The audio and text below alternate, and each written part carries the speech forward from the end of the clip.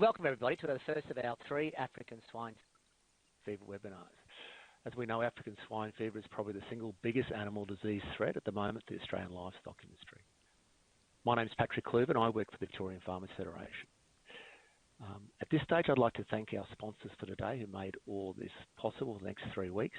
That's Australian Pork Limited, the Victorian Farmers Federation and Agriculture Victoria. To today's session, we have 2 excellent speakers, David Williams from CSIRO and Lachelle Van Breda from Australian Pork Limited. Remember to enter any questions as we go in the dialogue box and we'll try to get them at the end of the talk. So our first speaker today is David Williams. David is a virologist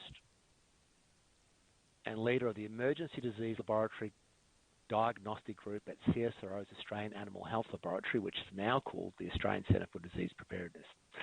The group comprises multidisciplinary teams, capability in viral diagnostics, contribute to national and regional emergency animal disease diagnostics and surveillance.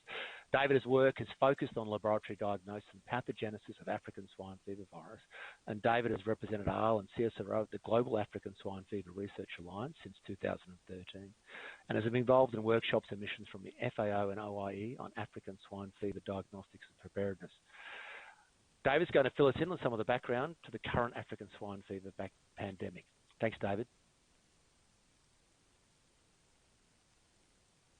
Good afternoon, everybody.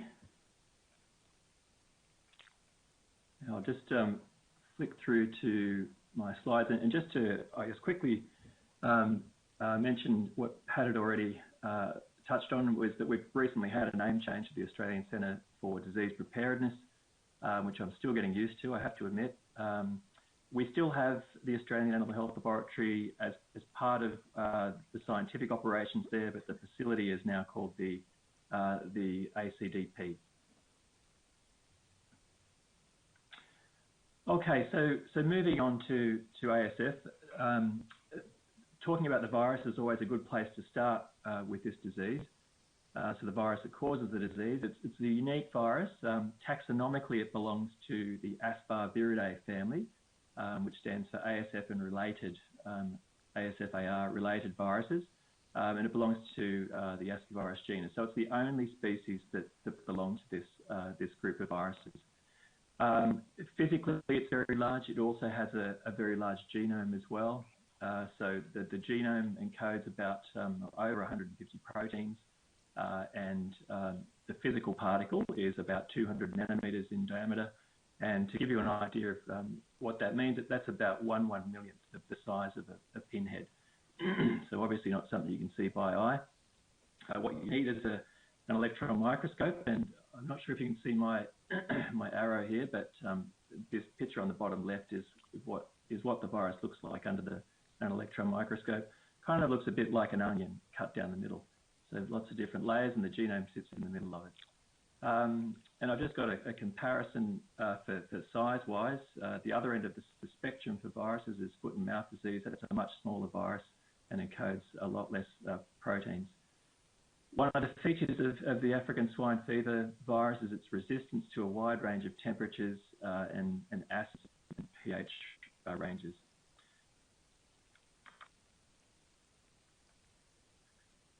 And following on from this, this makes the virus quite resilient in various substrates, including meat. And this table shows how ASF virus survives in different forms of meat and the survival time of the virus. So you can see at the top, meat with and without bone, ground meat offal about just over 3 months, salted meat around 6 months. Cooking meat will inactivate the virus, so 30 minutes at 70 degrees will kill the virus. And then you can see further down this table there are different forms of meat or pork products and differences in survival time. So frozen meat, the virus is essentially stable indefinitely. Chilled meat, 110 days. Blood, 18 months, stored at 4 degrees in the fridge. And then as it relates to the farm, the virus is very stable in feces at room temperature, 11 days, putrefied blood for 15 weeks, and contaminated pig pens for around a month. Now, Turning to the disease, it was first identified and described in Kenya, hence the name, in the early 1900s. It's a contagious hemorrhagic disease of pigs affecting all breeds, all ages, and morbidity or disease can be up to 100% in affected pig herds. There are different forms of the disease recognised that you can see here in the different colours: peracute, acute, subacute, chronic, and asymptomatic.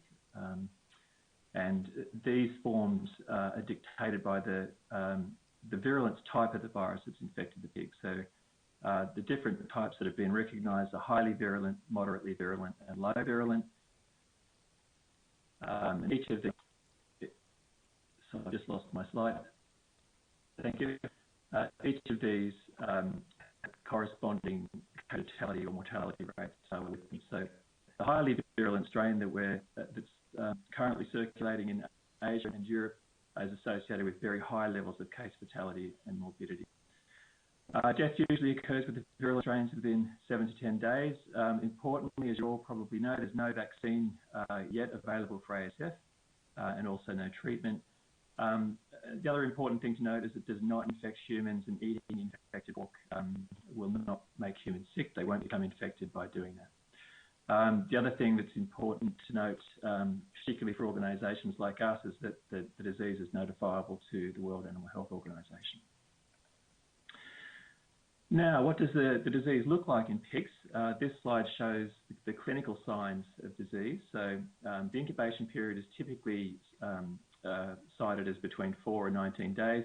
For the acute form of the disease and the virulent form of the virus, that's usually about 4 days to 7 days. Pigs will exhibit a fever, usually a high fever. They'll have lower levels of activity and depression. As the disease progresses, they'll start to huddle together and won't have much activity at all. Pigs will start to show skin lesions, and that can be in the form of the pictures you can see at the bottom of the slide on the right and the one above that, these sort of reddish areas around the skin and that can form encrusted lesions as well. Another characteristic sign are the reddened ear tips that you can see in the top left. Diarrhea is also a feature. Sometimes this can contain blood. Some pigs will have swollen joints that can lead to lameness. Congested lungs can also occur that can lead to laboured breathing, abortion in pregnant sows. And it's important to note as well that these clinical signs can be variable and can vary between pigs and between herds, and also vary depending on the virulence of the virus, the strain of the virus. Route of exposure, usually that's oral nasal, but in the laboratory we sometimes use intramuscular or needle infections, and those signs can also depend on the dose of the virus that the pigs receive as well. Now moving on to what we call the gross pathology. This is essentially what happens inside the pig. You can see at the top here the lymph nodes become hemorrhaged or they bleed. And they can become congested, some more lymph nodes here.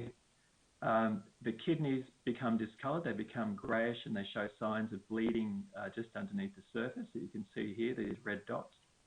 The heart and intestines, heart here, intestines here, also become hemorrhaged.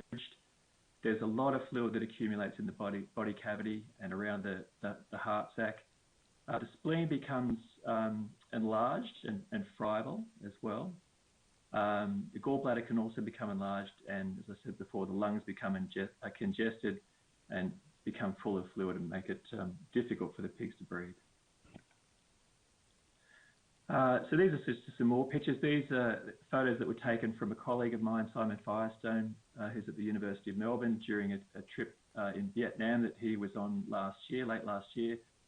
You can see what the virus does to the inside of the kidneys as well. There's a lot of hemorrhage and blood in the cortex. There's an enlarged spleen, hemorrhagic intestine in the bottom middle, and you can see some lesions in the pigs on the top left and bottom left. Some more photos now, this time from the Philippines, courtesy of Moira Hosmilo from the University of Cambridge. This is a fairly typical site of what you might expect to see on the farm. And I've just got a short video here to show you from the same farm. And if you wouldn't mind playing that, Jordan.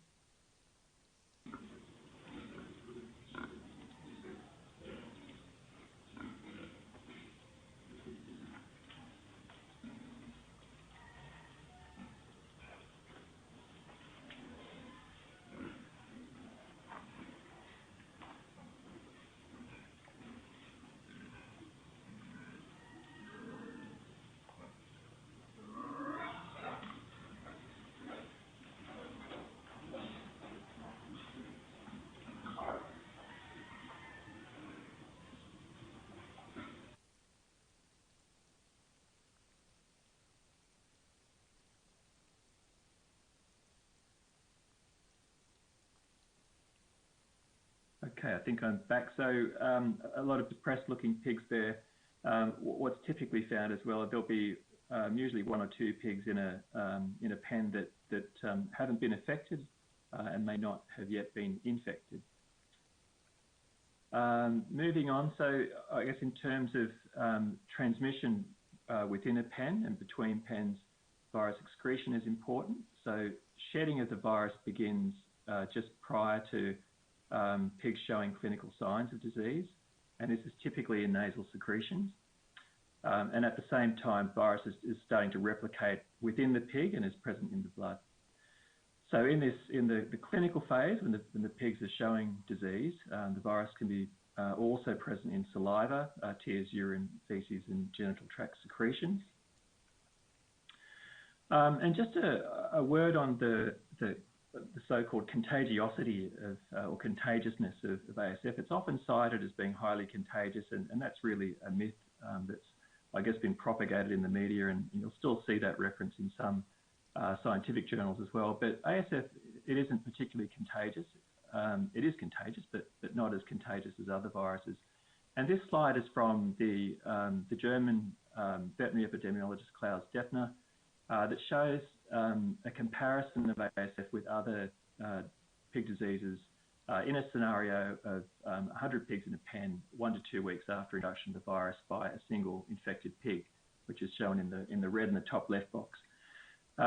So looking at FMD first, all of the pigs in the pen become infected and sick, but mortality is 2%. 2 of the population die, and the case fatality is also 2%.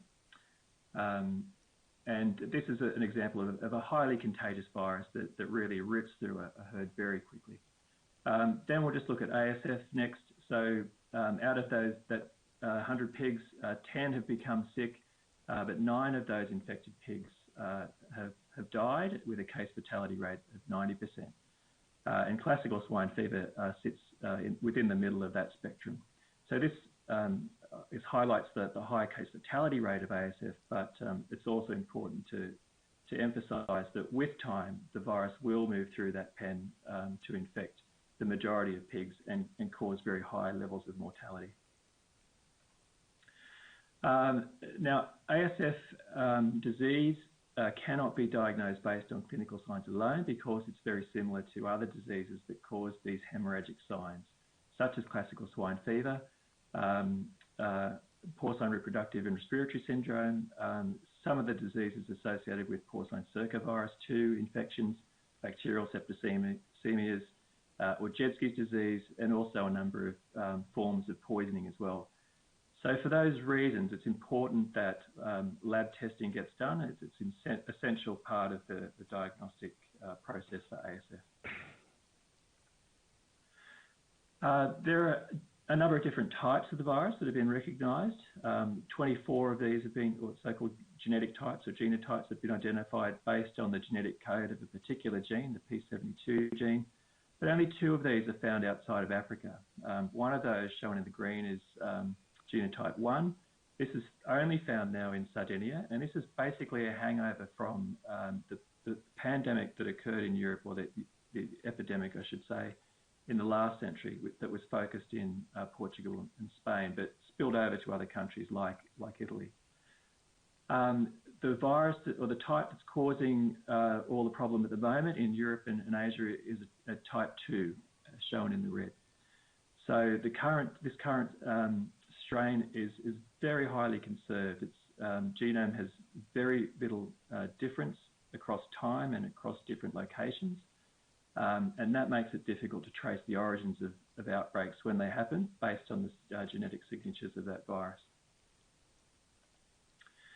Now, in terms of the so-called epidemiological cycles, or really the natural history of ASF, 4 cycles have been recognised. The first of these is a so-called sylvatic cycle, or a wildlife cycle that's been identified in Africa, and that involves warthogs, which are the wild sewered species that exist there, and also bush pigs. And interestingly, both of these species don't become clinically affected, so they happily live with the virus and have probably co-evolved with the virus over hundreds or thousands of years.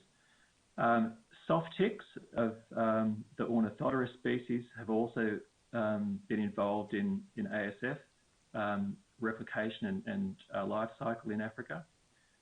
They've also been found in the next cycle recognised, the tick domestic pig cycle, particularly in Spain in the last century, and this involved a different species of tick that existed there and fed from domestic pigs. The third cycle is the predominant cycle that involves direct and indirect transmission between domestic pigs through direct contact between infected, non-infected pigs, but also through consumption of infected feed and pork. The last cycle has more recently been recognised. It's called the wild boar habitat cycle, as you can see here, and this really applies to what's happening in Europe, and recognises that there's direct transmission between infected, non-infected wild boar, but also indirect transmission from infected carcasses that decompose. The virus remains stable in those carcasses and may remain stable over winters, cold winters, where the virus is physically protected as well, and can then re-emerge in the summer or the spring. This slide shows the various transmission routes. I've mentioned many of those already, including the wild boar transmission here. Other sources of indirect transmission include various forms of feed, spray-dried blood, for example, other contaminated feed types. On the farm, so-called iatrogenic transmission can be important, such as reuse of needles for vaccination or surgical procedures, instruments from surgical procedures. Fomites from vehicles, boots, clothing or tools for either transmission from pen to pen or shed to shed, or even from farm to farm. Soft ticks I've mentioned already, domestic pigs I have as well. One other thing worth mentioning is there is experimental evidence from the lab that some farm insects, such as stable flies, can act as mechanical transmitters of the virus, but there's no field evidence of that yet. But in theory, that can happen. Because there's no vaccine, control measures follow fairly conventional pathways. And usually involves stamping out. So this slide shows the list of what usually happens. That can include quarantine of infected or suspected infected properties, movement and trade restrictions, typically restricted areas, and then containment areas around those restricted areas are set up for movement control and outbreak control. Stamping out is usually a feature, cleaning and disinfection of affected farms, and surveillance of domestic and wild animals, including vectors, is a feature of the post-outbreak control. And zoning can also be set up as well. So some countries like South Africa have disease-free and ASF disease areas, and pig production can still occur in the disease-free areas. And this is sort of a horror slide that I show that I show to emphasise the challenges faced with disposal and destruction. And these are fairly grisly images. But on the top left, this is a still from a video that was circulating in 2019 of a culling event in China on a large Chinese farm. This involved around 5,000 pigs. What you probably can't make out here is that these pigs were all alive. They were being buried alive and subsequently being buried alive. On the top right is another scenario where at least the pigs have been culled before they're about to be buried. But the point is there are obviously significant challenges in disposing of very large numbers of pigs on big farms. The bottom left is another sort of grisly horror movie type image, but it's actually real, reported by the ABC late last year. And this is blood from pigs that have been buried nearby a river. Following the burial, there were heavy rains that washed the blood from the soil and that leached into the river system.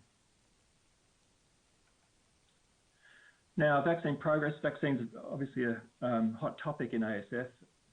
So despite decades of trying, we still don't have a commercially available vaccine, but I'm pleased to say that we appear to be getting closer. So typically there have been two approaches taken for vaccine development. One basically involves using subunits or parts of the virus to use as vaccines, either as single viral proteins or so-called cocktails. And these can be delivered into pigs via various means.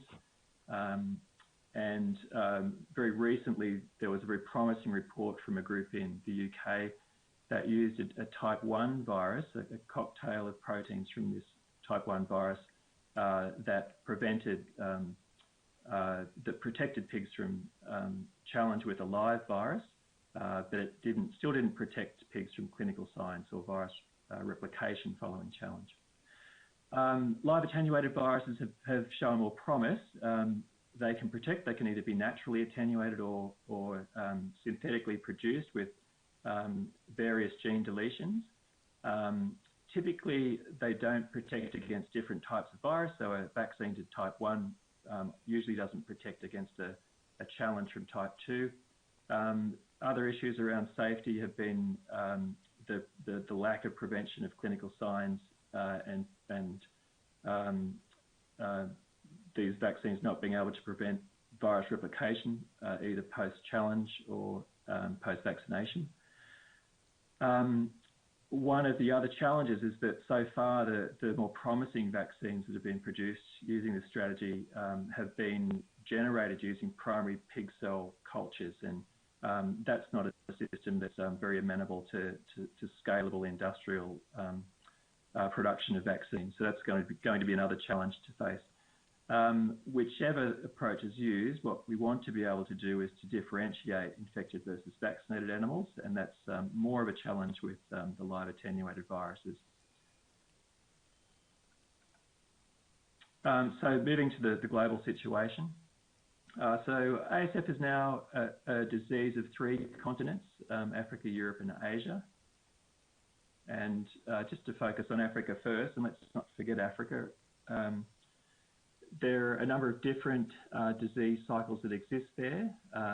And I guess one of the features of ASF in Africa is there has been a doubling of the pig population there as pig production has increased across several different countries. And this has increased or led to an increase in not only the number of ASF-affected countries, but outbreaks that are occurring in countries that have already been affected by ASF.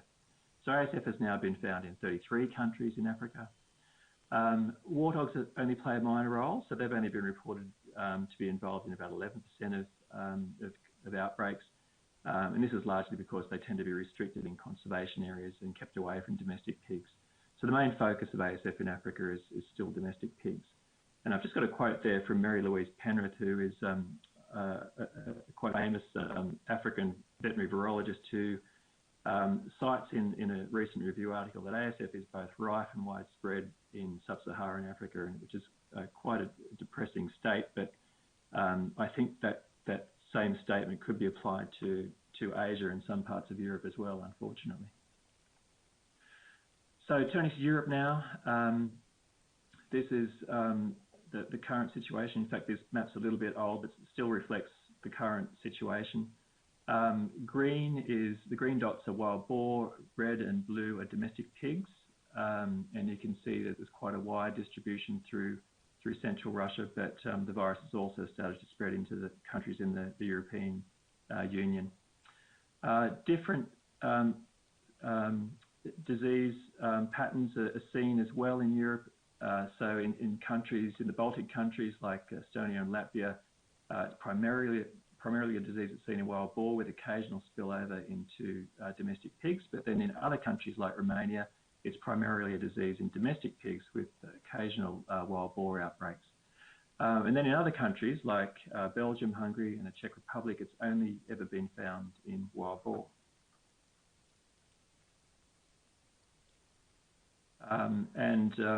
This has led to the spread of ASF in Europe has led to, I guess, some interesting decisions by some countries such as Denmark to build fences.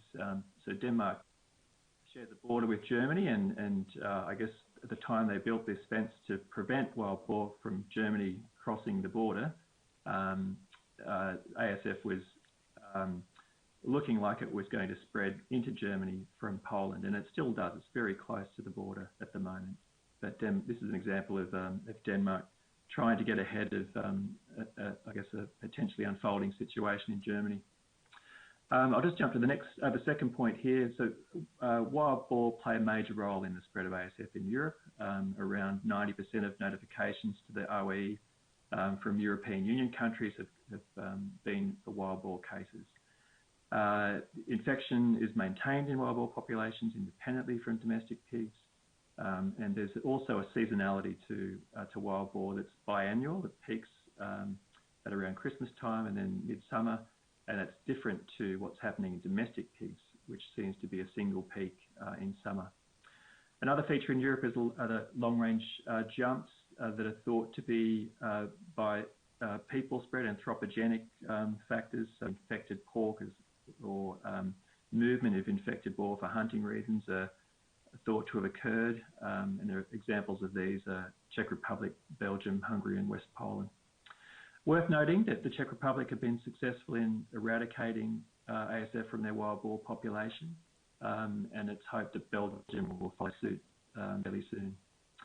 Now, I'm just mindful of time, so I'll get through these next few slides as quick as I can. This is the current situation in China and Southeast Asia. This is an FAO situation update map, the latest one available. Worth noting that prior to the outbreak in China, there were outbreaks in Siberia and Russia. So the one that was reported, or the only one that was reported prior to this, was in the city of Irkutsk in March 2017. So then we had the outbreak notification in the northeast of China, in Liaoning province, and since then the virus and the disease has really shot through China. There have been 165 outbreaks reported to the OE in just about all of the provinces and administrative areas.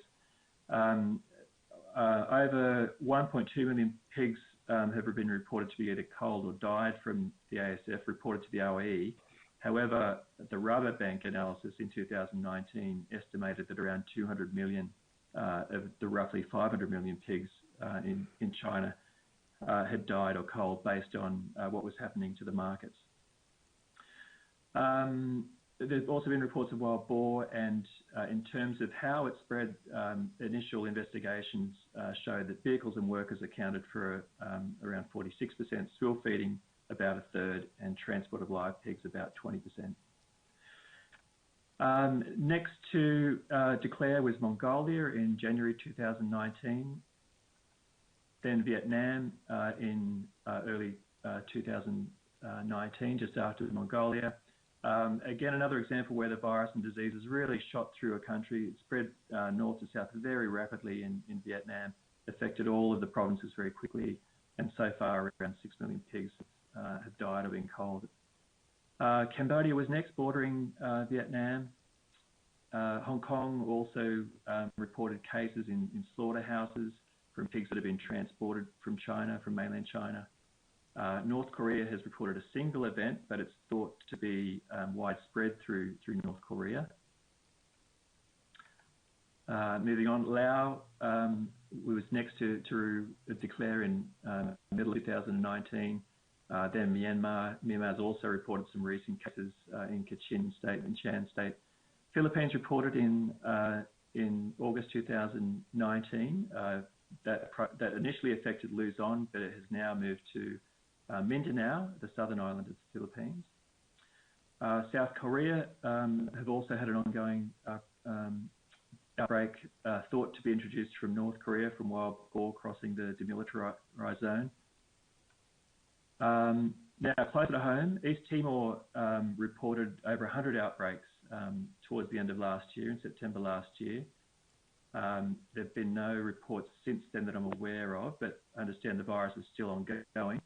Indonesia then reported in late last year, November, and more recently and even closer to home were the reports from the Southern Highlands in Papua New Guinea in March this year. So it's a fairly depressing situation, but hopefully it won't come to us. Oh, I should mention also India were a very recent declaration, so that was at the end of last month. So India had cases in the north eastern provinces of Arunachal Pradesh and Assam states, and that was thought to have been imported from Tibet and China.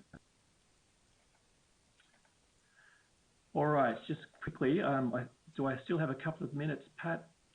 Yeah, you still do. There's no questions, so yeah, I'll still give you 5 minutes.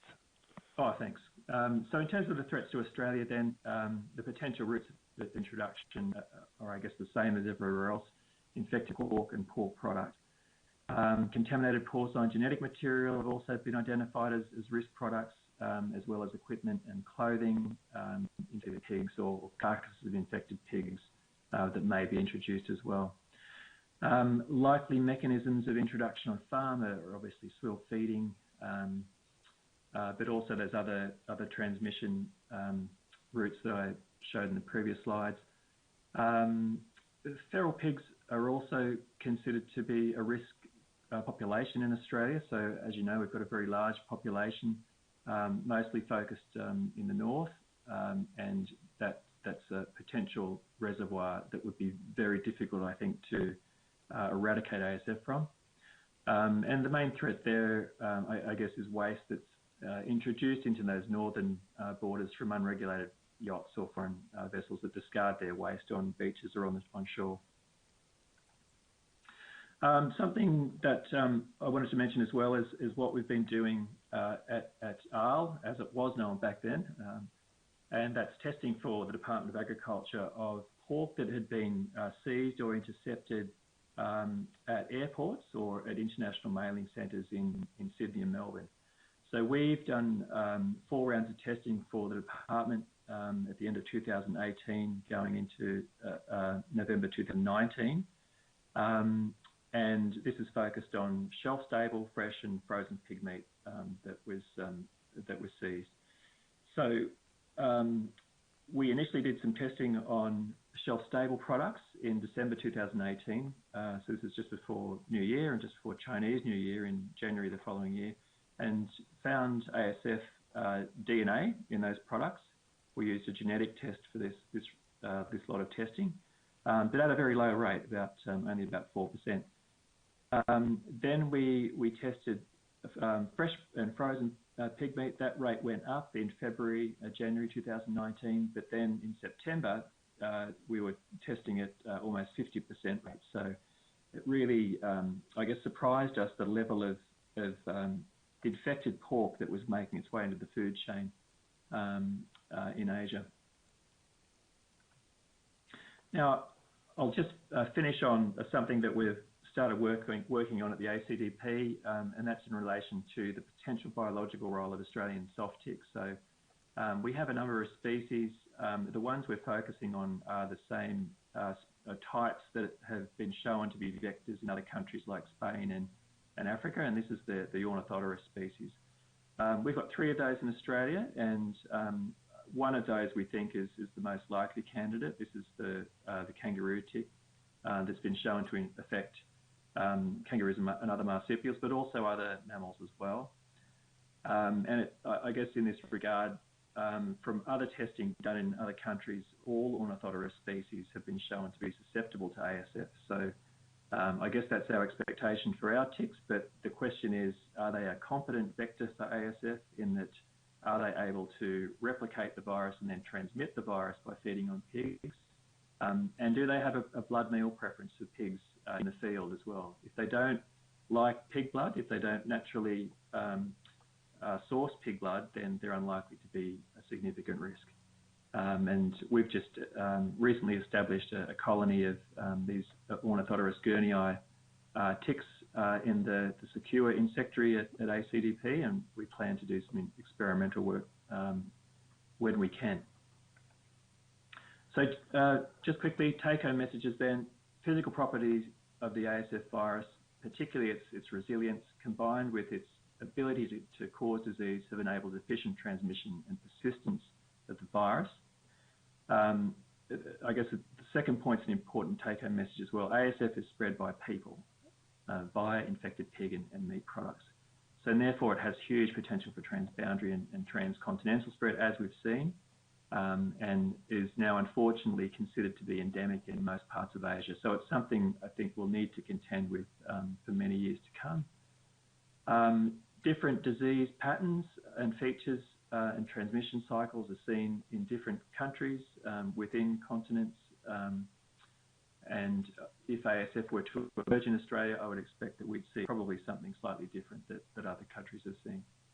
Understanding these patterns of disease, and particularly pig value chains, are key in targeting surveillance and control strategies. A vaccine will certainly help, and I think we're getting closer, but still a few years away. But it won't be a silver bullet. It'll still rely on countries and producers buying the vaccine, using it, and getting adequate coverage. So I'll leave it there, and I apologise if I've gone a little bit over. No, David, that's there's just some links to resources there as well. So thanks, everyone. Thanks, David. That's an excellent talk. Look, we don't have any questions, so we'll push on and to the next presentation, which is Dr. Lachelle Van Breda. Now, Lachelle has been with APL since May 2017 and holds the role of Manager, Production Stewardship.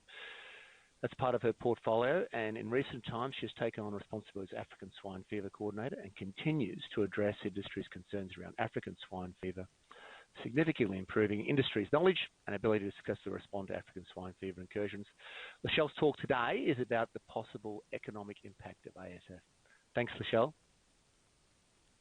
Thanks, Pat. So as Pat mentioned, today I'll be talking about the economic impact of African swine fever in Australia. So next slide. So African swine fever incursion in Australia would have a major impact to the pork industry as well as to the regional economy. So some recent work out of the US by Iowa State University estimated that the economic impact of African swine fever to the US pork industry would be approximately $50 billion over 10 years. So this is a huge cost. And obviously the US pork industry is a lot larger than the Australian industry. But how much will ASF cost the Australian pork industry? Next slide. So last year, APL funded an economic analysis of African swine fever, looking at the possible economic impact of African swine fever to industry as well as the supply chain. So they were able to model the impact on trade and revenue that resulted from stamping out of pigs, closures to export markets, as well as decreases to retail demand for fresh pork. So as part of this report, there were two different scenarios that were modelled based on a small incursion of ASF as well as a larger one. So by doing this, this assists us with planning and preparedness activities, and it also helps us to understand how to better manage a response to ASF. Next slide. So based on scenario 1, so this was a small ASF outbreak. It was a single point outbreak based in Victoria.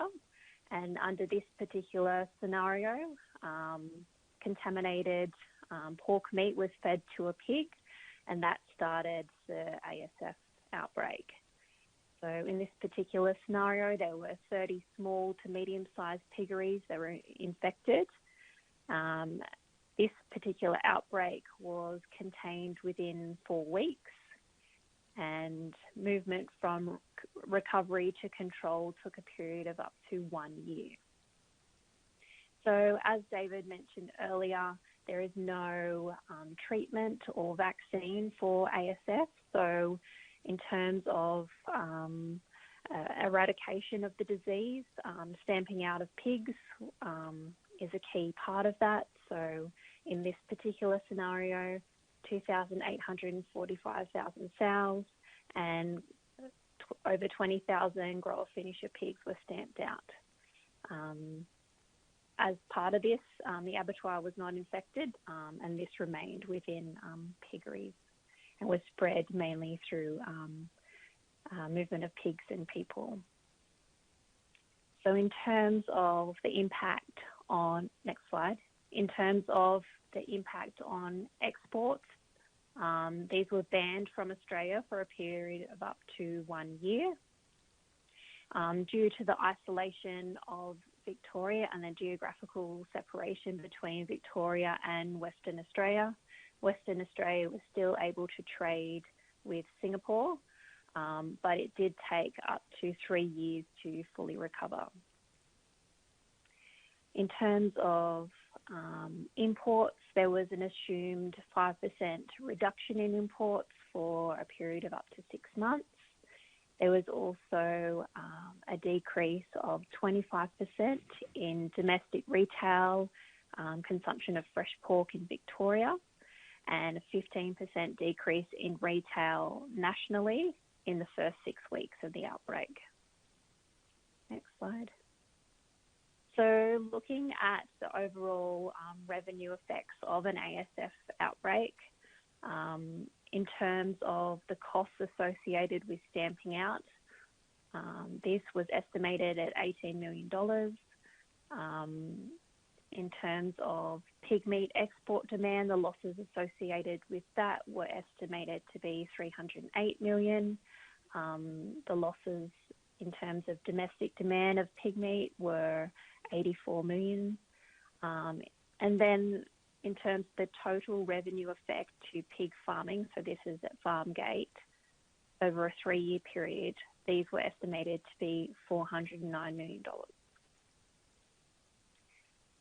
So this is the second scenario that was considered was a much larger ASF outbreak, and this was a multi-point outbreak and involved medium to larger size piggeries across the eastern seaboard, and this involved outbreaks occurring in Queensland, New South Wales, Victoria and South Australia. So initially within the first 2 weeks we saw a rapid spread, and then this slowly spread then after, but was able to be contained within 3 months. So from recovery to control, this was a whole period of 3 years. And we did see the stamping out of pigs with 52,000 sows and over 109,000 grower finisher pigs stamped out. In this particular scenario, an export abattoir was infected. Next slide. And again, we saw exports banned from Australia for a period of up to 1 year and a 5-year full recovery as a result of that. We also saw reduction in imports, assumed to be a 5% reduction in the first 6 months, as well as a decrease of 25% in domestic retail in the eastern seaboard states for the first 6 weeks. Next slide. So looking at the costs associated with that, there was an estimated revenue loss in terms of stamping out of pigs estimated over a 5-year period of $237 million. There was estimated loss of export demand of 308 million and losses in domestic demand of 262 million. So overall, based on this particular ASF scenario, there was a total revenue effect to pig farming over a 5-year period of losses up to 840 million. Next slide. So in total, it was estimated that the revenue effect to pig farming from an ASF incursion ranged between 409 million to 840 million over a 3 to 5 year period. So these estimates are quite conservative. They don't take into account additional costs. So it is assumed that some of this additional cost could increase this prediction to be quite significant. So next slide. So there are always limitations of models and different scenarios. So in this case, the models did not include control and eradication costs. So these are additional costs that would be as a result for producers, processors and the government. It doesn't include social impacts. So these are impacts on mental health and relationship costs associated with revenue losses. They didn't include monitoring and surveillance activities, which would be ongoing throughout an ASF outbreak. It doesn't include environmental costs, so persistence and monitoring of ASF in the soil, the treatment and monitoring of effluent pond systems, potential losses of revenue in onset organic fertilizer as well. Neither of these scenarios incorporated the feral pig populations. So it's likely that if we did get ASF and there was a large outbreak, the feral pig population could become infected. So there was no models that included the distribution, density and the subsequent risks of the virus becoming endemic in the feral pig population. So it's highly likely that the costs of ASF to Australia could be significantly more than what have been estimated as part of these two scenarios. Next slide. So in terms of the next steps, so at the moment, industry is funding ASF-related research, particularly looking at the impacts of ASF survivability in the environment, understanding what processes need to happen in order to decontaminate a farm. There's also a lot of work going on at a national level. So again, looking at different ASF scenarios, and there is some work going on through Exercise Razorback, which is led by the Commonwealth, which is a collection of different workshops which will cover movement controls, destruction and disposal, and ASF in feral pigs. So this information will help inform a cost-benefit analysis, which has been undertaken by ABARES, which is the Australian Bureau of Agriculture and Resource Economic Sciences, and their role is to collect and analyse data and then provide information back to the Commonwealth. In terms of planning and further ASF-related activities, there's still a lot of work going on here, but it's really important to ensure that we do our part to enhance on-farm biosecurity. So if we do have ASF, we are doing everything we can to protect our pigs as the best that we can, because an ASF outbreak would have significant economic impacts, not only to individual producers, but to the industry as a whole. Next slide. So I might leave it there, and I'm happy to take any questions. Okay, thanks, Lachelle. Lachelle, we've got one question. Can you see that on your panel? It's from Tim Kingma, and it says, Lachelle, from a state and national perspective, where do you see the biggest gaps that, as an industry, we still need to address? That's a good question, Tim. I think there's always plenty of gaps and opportunities that we can work with the State Department to address. As I mentioned earlier, a key area that has been identified is understanding that environmental side of ASF, the survivability of the virus on farm.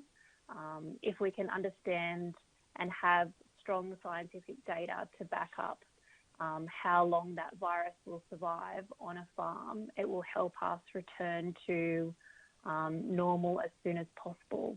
So it's really important to understand, do we need to decontaminate, for example, our effluent ponds, or can we just continue to monitor those and understand whether the virus can survive?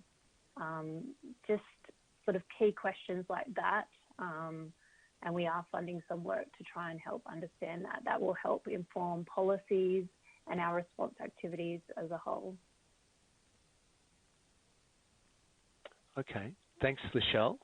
Are there any other questions? There's still time. We've still got a few minutes left. I've got one question for both of you. Where do you see the biggest risk of introduction of ASF? Is it coming down through the Torres Strait, from New Guinea across there, or is it going to walk in someone's carry-on luggage from a flight from China or Indonesia?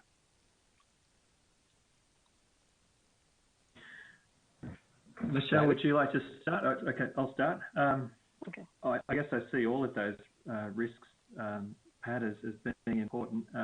Now that the virus and the disease is in Papua New Guinea, I guess that raises the potential risk of the Torres Straits and animal movement for cultural reasons between the islands that might eventually make it to the northern peninsular area and to feral pig populations there.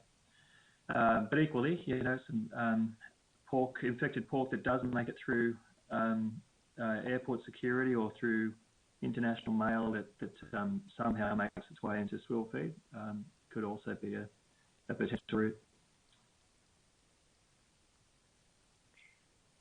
And I think David did mention in his presentation that people are the biggest risk.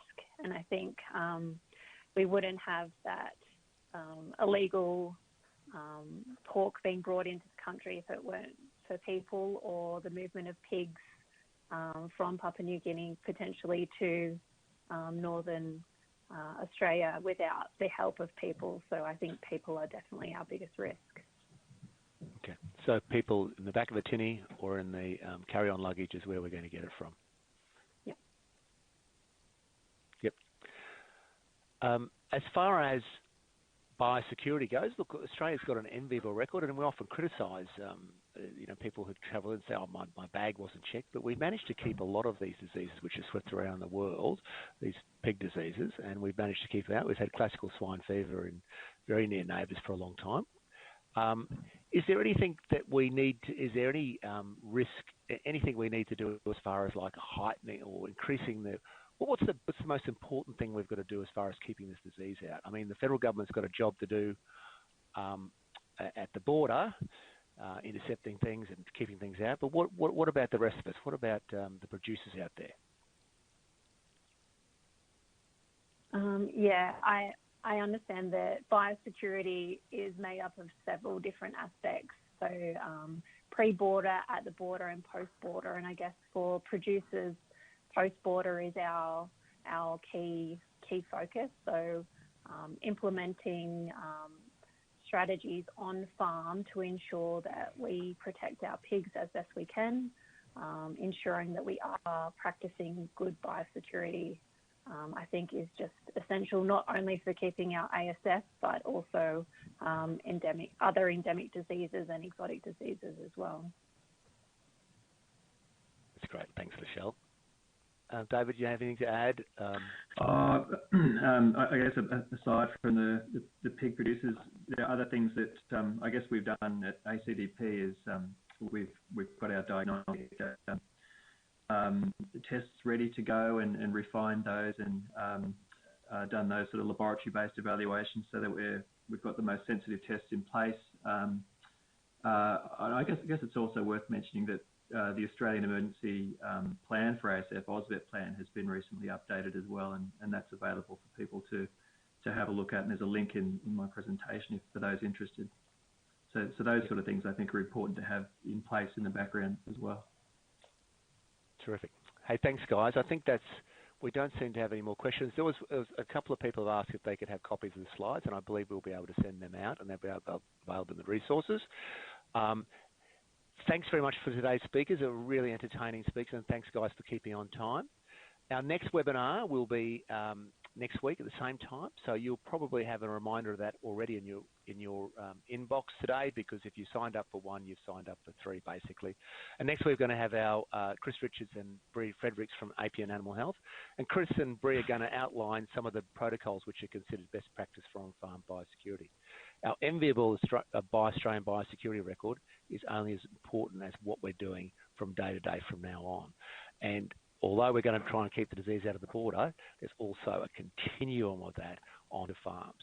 So it's extremely important, and we've got two of the best in the country next week. So thanks very much. Now, as you leave, you'll be asked to do a quick exit survey, and that's going to take a couple of minutes only. And if you have anyone who wants to attend next week who hasn't seen this one, we'll have this whole webinar up on demand for people in the next couple of days. So fill that exit survey out, and we'll see you next week. And thank you, and good afternoon, and thanks for the speakers again. Cheers.